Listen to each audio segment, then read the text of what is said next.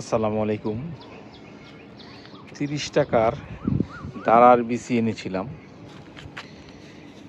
সেই 30 টাকার বিচি দেখেন, এই যে এখানে একটি দাঁড়া ক্ষেত করেছি, এখানে বাইন্যা দিয়েছি। মাশাআল্লাহ বেশ সুন্দর হয়েছে।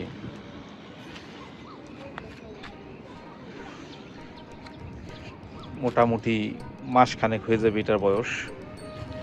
প্রথমবার এটা বাইনেছি। এই যে একটা দাঁড়া কেমন হয়েছে, আজকে কিছু উঠাবো এখান থেকে। এই যে এদিকের গুলি বেশি বড়। তো যাই হোক, 30 টাকার বিচি আর হলো শুধু পানি, এই হলো খরচ। কিন্তু এই যে এইখানে যে দাঁড়াটি আছে, আমার মনে হয় এটি বিক্রি করলে 500-700 টাকা বিক্রি করা যাবে। এই যে এরকম দাঁড়া 4টা-5টা দিয়ে 30 টাকা বিক্রি করে। আচ্ছা, যাই হোক, দাঁড়াটা উঠাই, তার আগে দেখাই 30 টাকার বিচি এইটাতে দিয়েছিলাম সর্বপ্রথম। তারপরে আবার আরেকটার মধ্যে দিয়েছি, সেটা আমি আপনাদেরকে একটু দেখাই। এই যে দেখুন, এটার বয়স হয়েছে 20 দিনের মতো। এটাও মোটামুটি শাক খাওয়ার উপযুক্ত হয়ে গেছে। যে এখানে 20 দিন বয়সে এগুলো হয়েছে। এই যে দেখুন, ওইটা খেয়ে শেষ করে তারপরে আমার মনে হয় এটা খাওয়া যাবে। তো বেডগুলিতে নতুন মাটি দিয়েছি, তো অন্য কোনো চারা গাছটা আনতে পারি নাই, কোনো বিচিও ছিল না। তো চিন্তা করলাম এগুলি এমনি খালি ফেলায় রেখে লাভ কি, দাঁড়ার বিচি যেহেতু আছে এটাই দিয়ে দিই, আল্লাহ ভরসা, আল্লাহ যা হয়ে হবে। তো যাই হোক, মাশাআল্লাহ ভালো হয়েছে। যে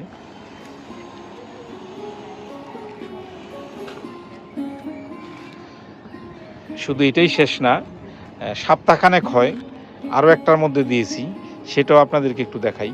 এই যে দেখুন, এটাতে দিয়েছি মোটামুটি 8-10 দিনের মতো হয়। এই যে এটার মধ্যে উঠতেছে।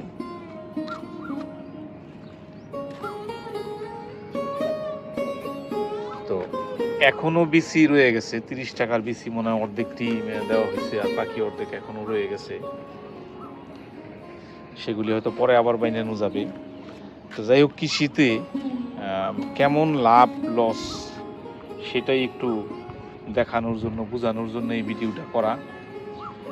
তো আমার মনে হয় মোটামুটি দেখুন, এই 30 টাকা খরচ করে আর একটু শ্রম, একটু পানি, তো কম করে হলো আমার মনে হচ্ছে 3000 টাকা বিক্রি করা যাবে। সময় কত দিন, যেমন এইটার বয়স হয়েছে 1 মাসের মতো, অলরেডি বিক্রি শুরু। যদি এখান থেকে বিক্রি করতাম বা নিজেরা খাইলে খাওয়া শুরু করবো, আজকেই উঠাবো কিছু।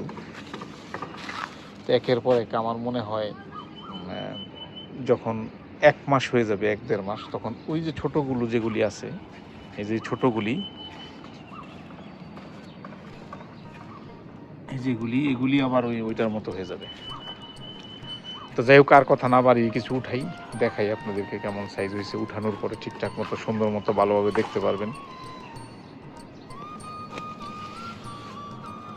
দেখুন, মাশাআল্লাহ কত লকলকা টকটকা সেই রকম হয়েছে দাঁড়াগুলো। বড়োর সাথে ছোট উঠে যায়, মোটামুটি এক তরকারি খাওয়ার মতো উঠিয়ে ফেলেছি। বাজারে আরও এতগুলো দেয় না, তার চাইতে কম দিয়েই যে মোটা বান্ধে 30 টাকা 40 টাকা বিক্রি করে। এই যে দেখুন কত সুন্দর।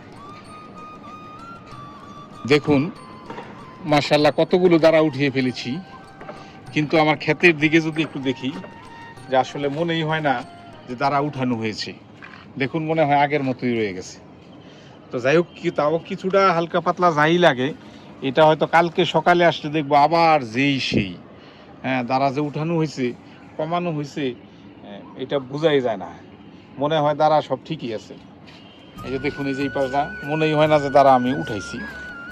কারণ হলো, এই যেগুলি আছে এগুলি দেখা যাবে যে আবার এই 1-2 দিনে আর একটু মোটা তাজা হৃষ্টপুষ্ট হবে, পাতাগুলি একটু বড় হবে, বড় হয়ে সমস্ত দাঁড়াগুলি আবার ক্ষেতটাকে একদম ভরে ফেলবে। যাই হোক বন্ধুরা, আমি সবাইকে বলবো নিজের যদি কোনো জায়গা প্রসেস লাগানোর মতো সিস্টেম থাকে, তাহলে পরে সবাই নিজেরা এরকম কিছু টুকিটাকি কাজ করবেন, কিছু কৃষি, কিছু সবজি নিজেরাই করবেন, তাহলে পরে সারমুক্ত, রাসায়নিক সারমুক্ত এরকম শাকসবজি খেতে পারবেন। সবাই ভালো থাকবেন, নিরাপদ ফল ফসল খাবেন।